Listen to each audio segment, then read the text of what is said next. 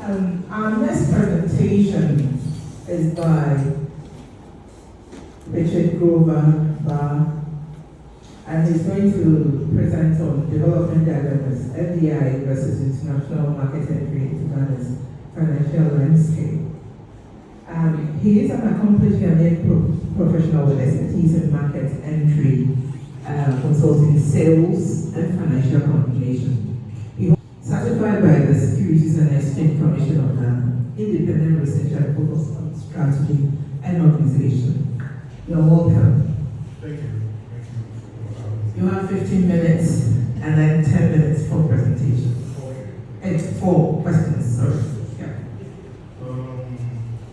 Before I say anything, I'd like to say thank you for granting me the opportunity to present my research. I'm actually a past student of Gimpa. Professor Samuelson was my MBA supervisor, and Prof. Bonsu mentioned me as well. So I hope I don't let him come to you. Close our eyes. Please close your ears and eyes. I've had most of my experience in the industry. This is actually my first impressive as people. So basically, we do know that the way forward, you have to develop. But how do you develop based on our given strategy, based on what we have as an individual? So the recent question that I came up with was how do institutional dynamics in Ghana shape FDI and international market strategies? We will have to look at things from a certain perspective where we are only looking at things from not just a regulative perspective, but also a normative perspective and a cultural perspective.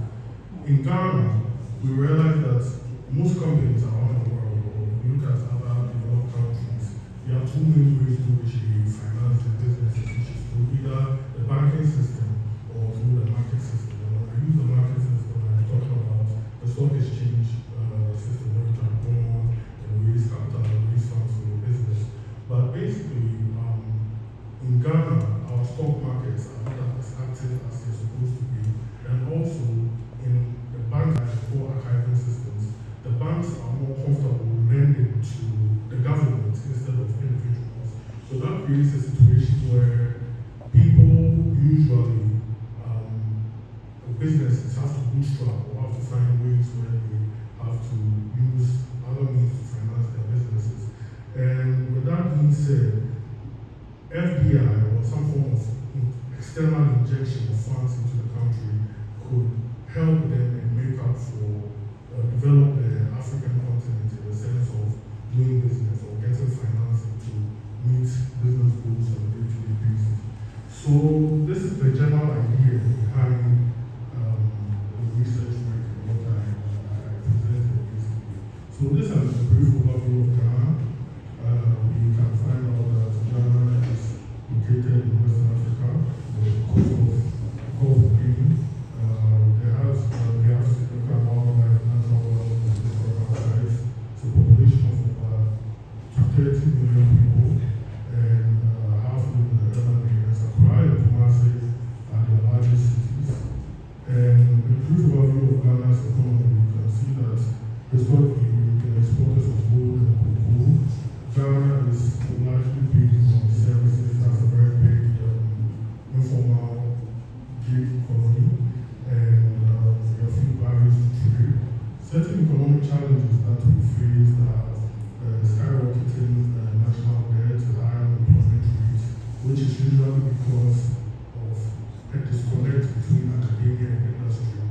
Because sometimes, if people are being produced and there's no use for them in the industry, there will be unemployment. It's not a population problem, it's just a disconnect between industry and academia.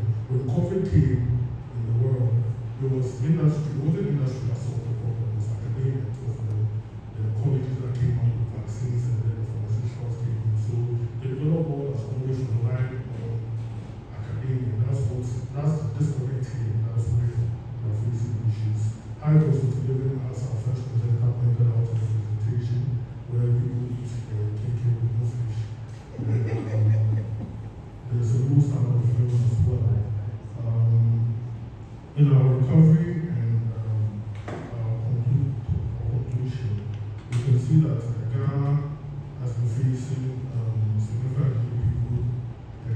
is in an on and off situation, ongoing efforts, basically.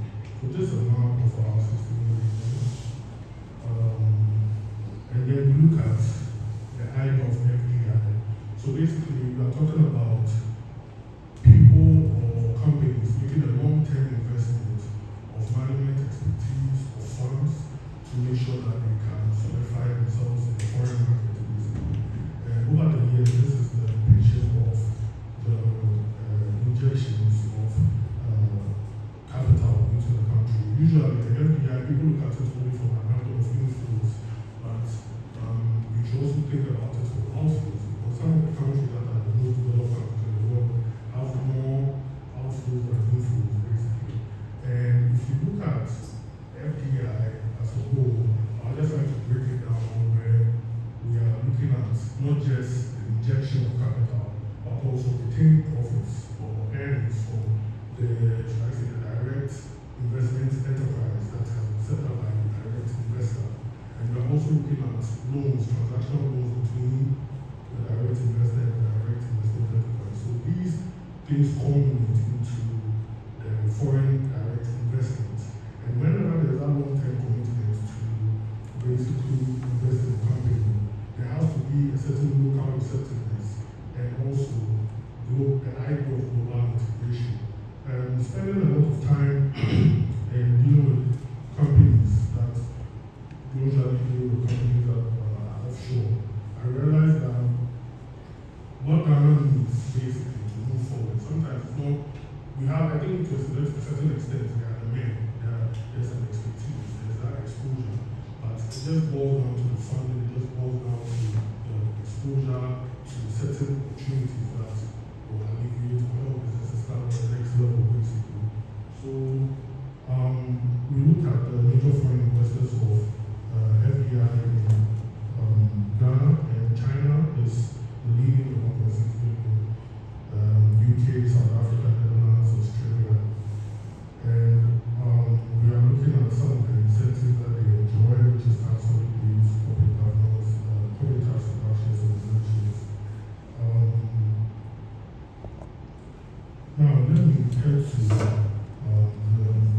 theoretical framework or the historical aspect of what I came up with. So, there are three connecting theories here, which is the institutional theory, the power dependency theory, and the eclectic paradigm or the online framework. So, basically, when we look at the institutional theory, we are talking about the idea that institutions, which are social programs, exist to be predictable and to serve a purpose for people.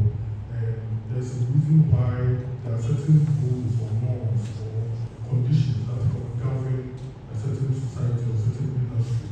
And in that sense, you find out that as much as people compete in the same industry, they are like each other to a very large extent.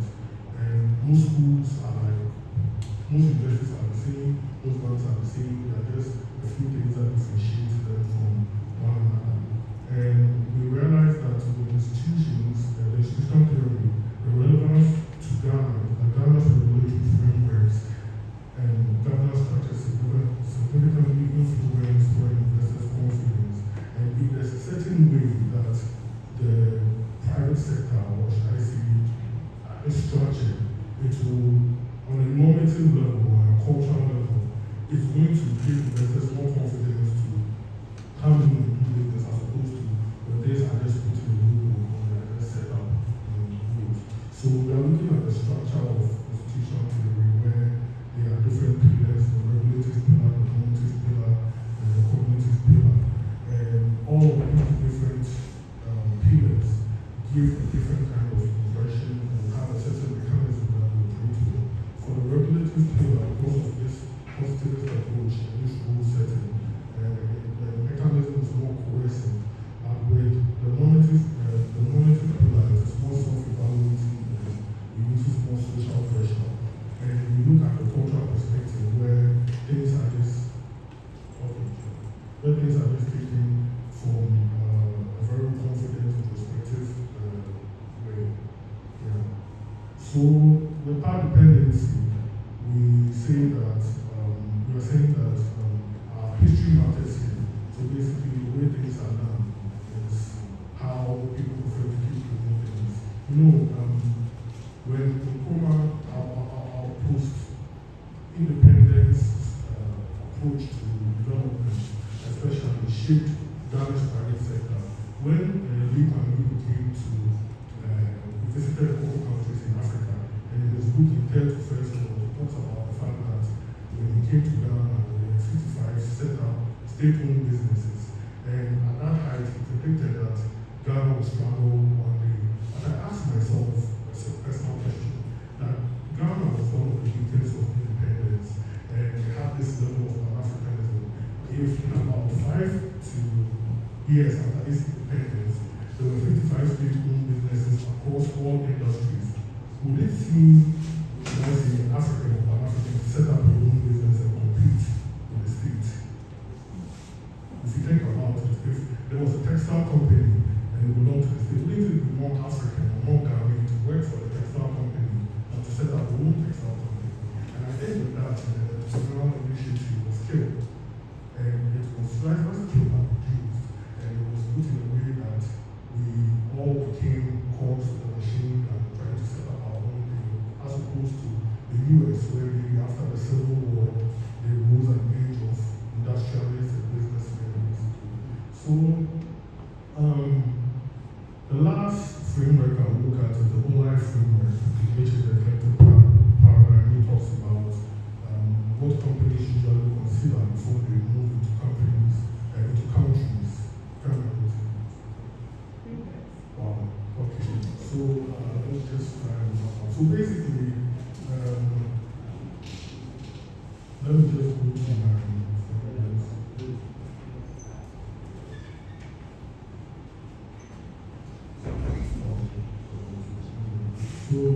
so my key insights because of time, I'll speak to my key insights.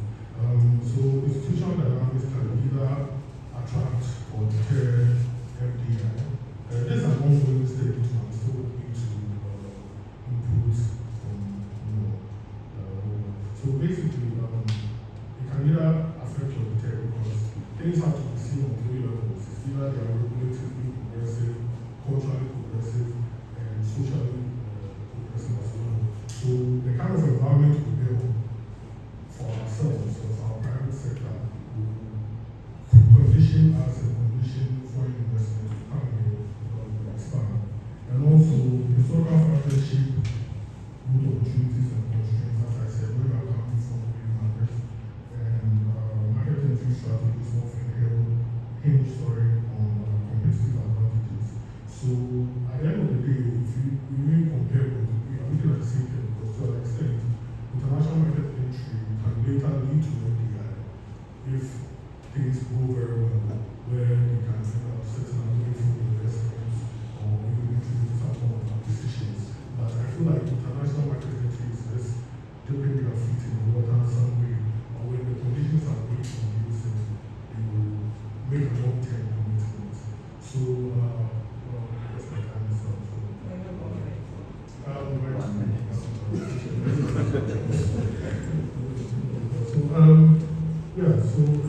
Any questions, keep in mind. Oh, okay. So you finished. Look at FDI. Yeah. We are looking at when a person or a company makes a long-term investment into a foreign market in a different jurisdiction. And usually, the idea is that it's a long-term commitment. There's some analysis which is being done, which sometimes allows them to make the decision straight. If you want to exist as market research first, which is a sound cost for most companies, before they endeavor to foreign markets. So usually, certain frameworks are checked, certain boxes are ticked. Sometimes companies want to do business, but they just want to, should I say, use different approaches. For example, so with the market entry, a company might franchise, they might license, they might want to set up a greenfield project.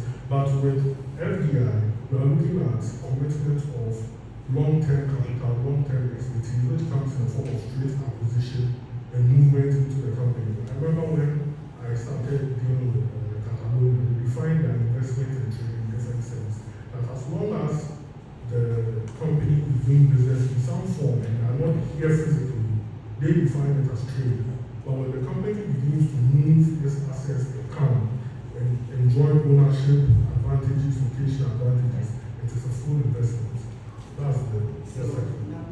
ask you, when you look at what you made mention about franchise, Yes. it is not classified as an FDI.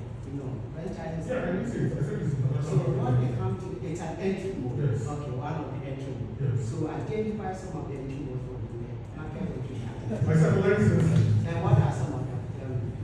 Excuse me, can we focus on the presentation that was made? Thank you very much. The presentation that I'm asking questions for. No, because you asked for the clarification between FDI and market entry, okay? And then he's trying to explain it. You are asking him to give examples of market entries, and that's more stated on the But what I've seen, presentation. okay, hold on. What I've seen so far is that when you talk about FDI and entry modes, these two most of the time go hand in hand. Not necessarily. Not necessarily. Conceptually, you can have market entry without FDI. Okay, then So I can come from Nigeria to do business in Ghana with Ghanaian money. okay, That then is not for meaning that. that it is not an FDI. It is Yes. an market entry. So you can't classify them in FDI. But I think I've actually He said compared the FDI and market entry. versus. That's what I That's said. the versus, That's not the the title same. of the research. It's versus. Comparatively. Next question. Maybe a little, just to support what Yes, sir. the definition of the API from, okay, maybe because I'm a financial economics person, is having 10% or more stake. I mean, you have a stake in a company in another country. That is the definition. So the long-term commitment you are bringing about here is interesting, but our understanding of FDI is having more than 10%, okay, stake in another entity in another country. Okay. So once you give this one, then the market entry things also come in. You have what we call the market entry venue. Okay, so if you have time, I have a lot of resources I can give to you to look at it. And why would you want to go for franchise and not going for licensing? Why are you not going for greenfield and all this? And there are reasons because of destination rates and other things. So you need to Because figure all out of these are just I don't think it's far from the FDI as a long-term investment. It is. So please, let's focus on the key things. It is different from just portfolio investments, which are just short ones. But this is a long-term when it comes to FDI. Thank you. Thank you. Yeah. Yeah, so, any other questions? Any question? Yeah. Excuse me. Go. Yes. So you're talking about institutional dynamics, which I believe is a very important aspect. Now, Ghana is a stable economy, safe country. It's located right beside Nigeria, which is an economic powerhouse. So very good advantages. But let's say when it comes to China, China is investing in Ghana a lot, but that's also part of its road and rail initiative. And since China is now experiencing economic crisis and it's the second phase of road and rail will be changing, how do you see that institutional dynamic? Is it a challenge for Ghana? Do you see newer opportunities? Okay, so this is what I was saying, right? So when it comes to China and its FDI approaches, or its investment approaches, there's a whole different paradigm that they use. I think some time ago I read an article by a Canadian professor who spoke about Africa-China FDI investments. He spoke about the idea of one chi, which is an informal tactic that the Chinese use when making investments. In some of the countries that China invests in, they have negative ratings from Fitch, and if the World Bank tells them not to invest in them and all that, but they still buy it and they come because they have an informal approach. When they learn the language when they come, they only do it so when they succeeded. I don't know what the current economic crisis in China is, but I think that there's a way they've been moving for a very long time, which is very different. It's through some form of social networking, and they just keep making contact. So, and it seems to be working against all the statistics given by the US and World Bank and IMF and all that, because I think their approach is more realistic. it's more tangible. And I think, That's the last question. from my perspective, We'll take the last question from here. Okay. Last question. This one last question. Actually, it's an interesting area. I want to think maybe you may want to look at this FDI. Which sector of the economy are attractive to FDI? And probably you see that there's some kind of intersection between the market strategy that they use to enter, let's say, Africa and Ghana, and the sector that attracts most FDI. Because likely most of this FDI comes to the natural resource sector, and that is more attractive, and that is why they come in, they take our resources away, and then we catch them and they leave. Yeah, and there's no long-term strategy to be in the system, transfer skills and the technology to the entity. Likely they are basically profit-oriented companies that enter the system, just capture resources and they leave. And even China case and all the I'm not sure, maybe that is what I know. so I think at the end of the day, we should go to international or public international trade law basically. From a legal perspective, if I guess we all know that yes, we know that regulations are there, but regulations exist because of what people want. For example, if I name a country that doesn't want immigrants is going to make the immigrant laws harsher. And if they want, they're going to make it friendlier. So you can see from Ghana's perspective that there has been more attention on certain industries or sectors like the oil and gas sector. The laws there are even more developed, even if they are not good. A lot of time and attention has gone into it than, should I say, the law on fisheries or like, you know what I'm trying to say. So if a person is coming in, they are coming in from a perspective that they want to do business, but they also need to look at the domestic legal frameworks that govern those particular industries. And I think that is why some companies will choose to come into this industry more than others. Because this area is more scrutiny, more cameras and opportunities. So it's look at like the oil and gas industry, where because the government wanted to empower people, started promoting joint ventures. So you cannot come in unless you set up a local subsidiary. That has created some form of economies of scale for a lot of Ghanaian businesses as well. So if that is also spread across that spectrum, I think it's also going to help. Thank you very much, Richard. You've been on the stage and taking all the questions like a pro.